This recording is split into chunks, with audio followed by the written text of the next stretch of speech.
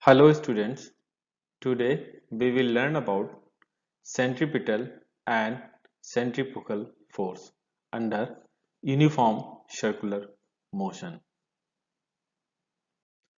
If you are going to study about centripetal and centrifugal force, then you have to know at least the basic mathematical concepts like addition, subtraction, multiplication, division, etc. and the fundamental physics laws and their equations, and you have to gone through the equations of linear motions. For also you should know about the dimensional analysis, and you also know the concept of uniform circular motion, whatever we studied in last lecture. The objective of today's lecture is to study about centripetal acceleration followed by centripetal force. If we know the basic concept of centripetal acceleration, then we are able to understand the centripetal force. Then we will define the concept of centrifugal force, and we also discuss the difference between centripetal and centrifugal force, and lastly we also understand the problems involving the banking angles of rod for in today's lecture. So today's lecture we will learn about the centripetal force, centrifugal force and their comparisons, followed by banking of rods and use of centripetal force on banking of rods. Let's start with the circular motion. As we studied in our last lecture that if I rotate on any object in a circular path, then when an object moves in a circle at constant speed, we describe it is at uniform circular motion.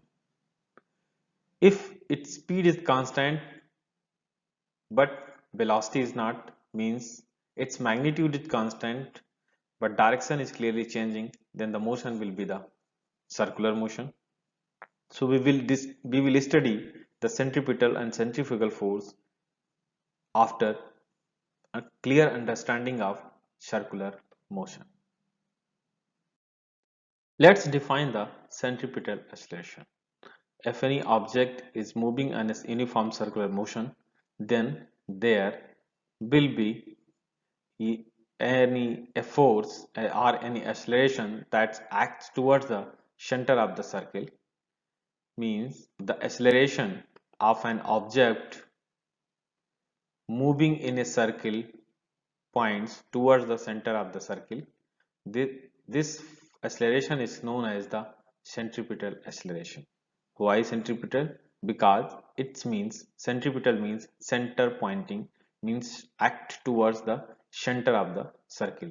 So whenever a body moves, any object moves in a uniform circular motion, then there will be an acceleration towards its center. That acceleration will be known as the centripetal acceleration.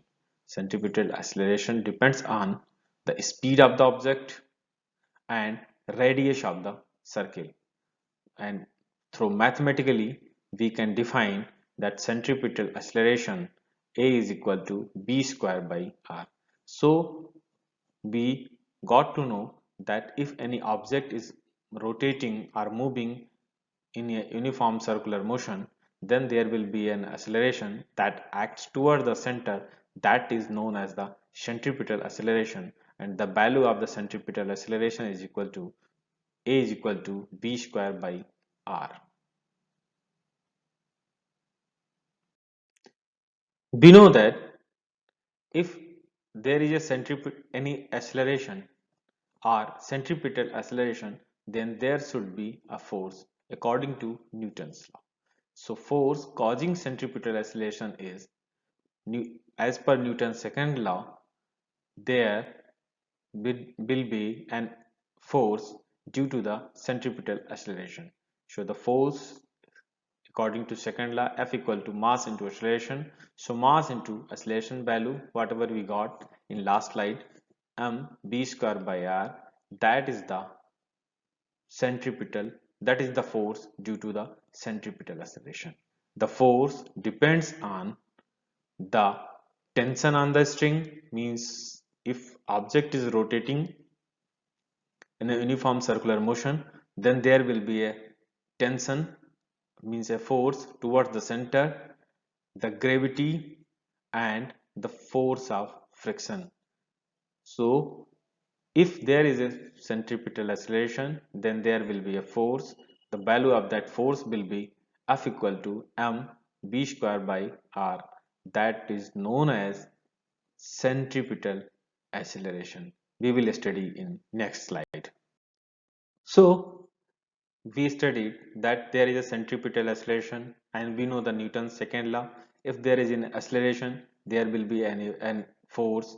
That force due to the centripetal acceleration is known as centripetal force. So what is the centripetal force? Newton's second law says that if an object is accelerating, there must be a net force on it. Net force, you can see the figure, that force will also act towards the center. For an object moving in a circle, this is called the centripetal force, and that centripetal force points toward the center of the circle, and in order to make an object revolve about an axis, the net force on the order must be pulled towards the center of the circle to maintain the uniform circular motion, and this force is called centripetal, means center seeking, means pointing towards center. So that's why it is known as centripetal force. So the force due to the centripetal acceleration is known as centripetal force. It will also have the direction inside towards the center at each point on uniform circular motion. So we can say that centripetal force depends on the object's distance from the axis, means that is radius. Linear velocity is held constant. More distance require less force. Rotational velocity is held constant. More distance require more force. So we can write centripetal force is equal to mb square upon r. Further, we also know that for rotational velocity, means angular velocity, v is equal to r omega. So we can also write it, F centripetal force is equal to F is equal to mr omega square. So we can define finally the centripetal force is the name given to any force that is directed at right angles to the path of a moving object and that tends to produce circular motion. If we see the examples, the gravitational force directed toward the center of the earth holds the moon on almost circular orbit about the earth is the example of centripetal force. The electromagnetic force that is directed towards the nucleus holds the electrons that revolves around the nucleus is also example of centripetal force. And you know the directions of centripetal force because its force is vector quantity. So if there is a positive direction, means it's directed inwards towards the center of the circle. If the centripetal force value is negative, then it will be the outward, means away from the center of the circle. We studied about the centripetal force due to the centripetal acceleration. If there is a centripetal force, means its force, so it will have the work done, because we know that work done is equal to force into displacement. So it will have work done or not. Let's see.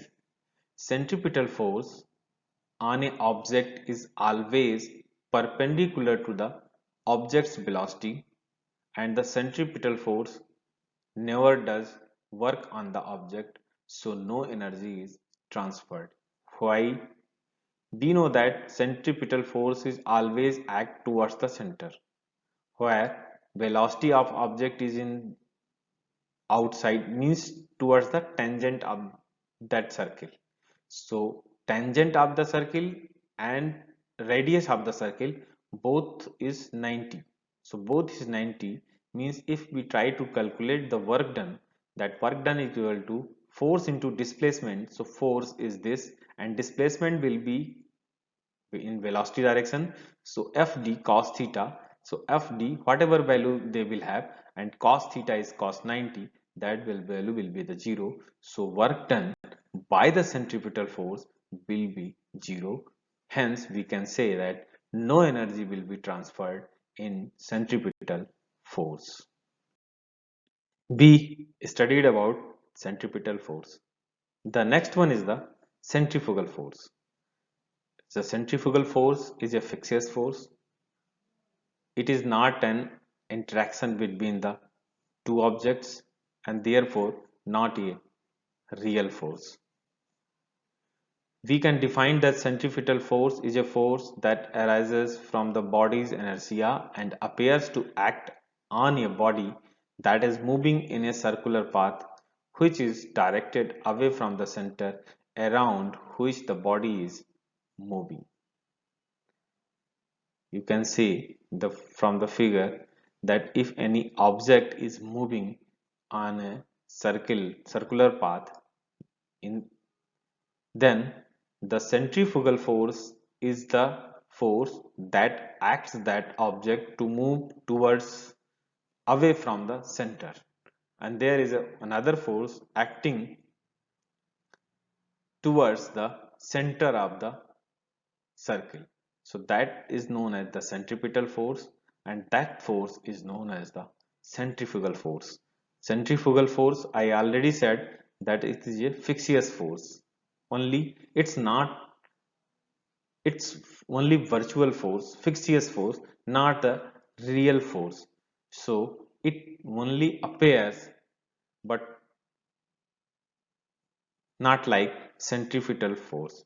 You can see the definition here. Some of the examples in daily life: weight of an object at a poles and on the equator is an example of centrifugal force. A bike making a turn is also example of centrifugal force. Vehicle driving around a curve is also a phenomena of centrifugal force. Equatorial railways are also example of centrifugal force. Let's compare the centripetal and centrifugal force. The centrifugal force: if an object moving in a circle and experience an outward force, then this force is called centrifugal force. While in centripetal force, the if the object travels at an uniform speed in a circular path, then the force acting towards the center is known as the centripetal force. The object has the direction along the center of the circle from the center approaching to the object, while it's uh, acting towards the while the object having the direction along the center of the circle from the object approaching of the center is known as the centripetal force. Example of centrifugal: mud flying on a tire is one example of the centrifugal force, while a satellite orbiting in a planet is an example of centripetal force. So in this way, you can understand the difference between the centrifugal and the centripetal force. Let's discuss motion on a flat curve. The net force on a car traveling around a curve is the centripetal force. As a car travels around a curve, the net force on the car must be the centripetal force, directed towards the center of the circle of the curve is a portion of. You can say the figure that is this is the curve road, and the car is trying to move, trying to rotate, then there will be a force acting towards the center of this curved path, while the tendency of passenger is to move, go straight. That will create the Disturbance means some vibrations on passenger. Motion on a flat curve. On a flat curve, level curve, the friction between the tires and the road supplies the centripetal force. So in that case, if the tires are wide smooth or the road is icy or oily, this friction force will not available and that causes the accident. So the car will not be able to move in a circle. It will keep going in a straight line and therefore go off the road. As you can say that if that is the curved road means circle will complete in this way and the center of the circle it will be here. So if the flat curve then otherwise their tire or the road should be icy or oily so that the friction can be give the proper friction should be available so that the car can turn. But if both will not be present, then what will happen? The car will go off the road means it will not able to turn driver will not able to turn that car and it will go directly in this way and make an accident. You can see the example also here. Now the important one is motion on a banked curve. We can see that the effect of banking is to tilt the normal force Fn toward the center of the curvature of the road so that the inward radial component means Fn sine theta can supply the required centripetal force. Vehicles can make a sharp turn more safely if the road is banked. That is the important line. If vehicles are in speed, so road is made banked. If the vehicles maintains the speed for which the curve is designed, no frictional force is needed to keep the vehicle on the road. That's why the roads are made banked on at the turning side turning position. You can see here that there is the some angle. You can say this as a zoom. Car is coming from towards me, then you can say there the road is made banked. So what is the force? Force will act in this way. So you will normalize, you will resolve the force in two component. One is towards the x-axis, that is Fn sine theta. One is towards the y-axis, that will be Fn cos theta. If the angle between y and that force is theta, so if we resolve and solve, we can get the minimum angle required for which velocity. Means we can say that this angle is required for this much velocity. Means if we tilt the road up to this angle, then we can go up to this speed. If we rotate the angle, curve the angle up to this angle, then we can go to up to this speed. Let's see in our next slide.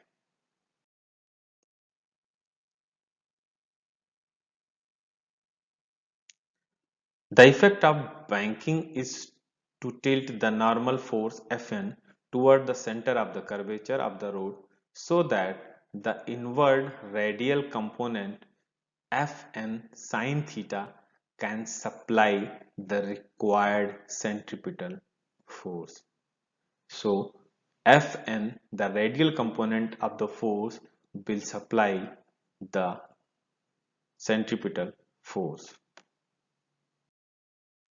You can see here there is no acceleration along the y-axis, so the sum of the forces in the y plane is 0. The force acting towards y is Fn cos theta minus Fw, the weight. So Fn is equal to Fw upon cos theta.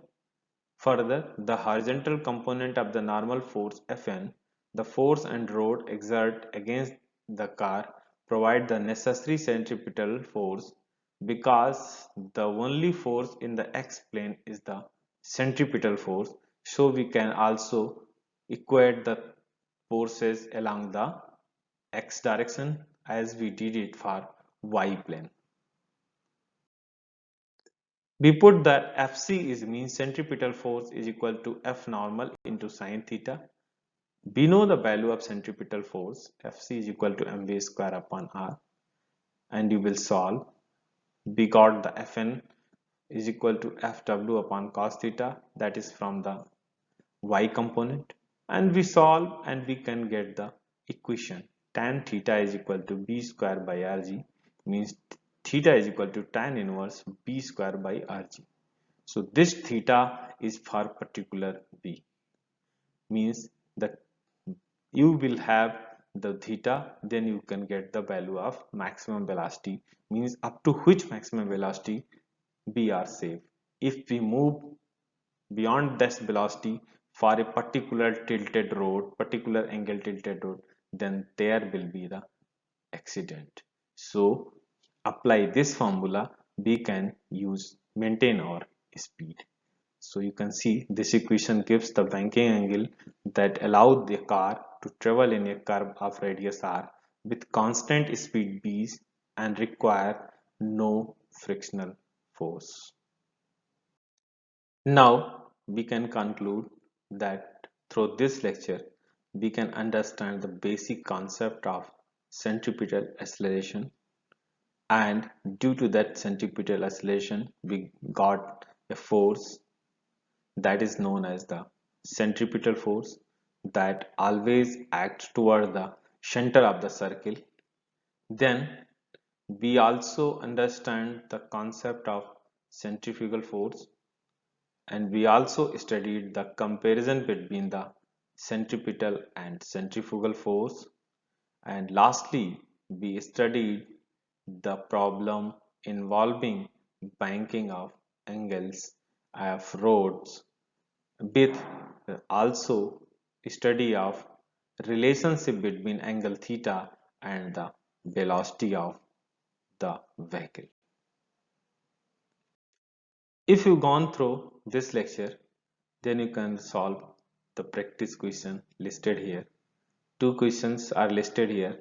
One is the cyclist is riding with a speed of this. He approaches a circular and turn on a road of radius this. He applies brake and reduces his speed at constant rate this. What is the magnitude and direction of the net acceleration of the cyclist on the circular turn? Then next is the figure is given, means a motorcyclist is doing some experiment, and you can find the determine the normal and the and frictious force at the 4-point level in the diagram as per you can see here. So if you've gone through this lecture, you are able to solve these easily. So thanks for listening the centripetal force and centrifugal force. Thank you so much.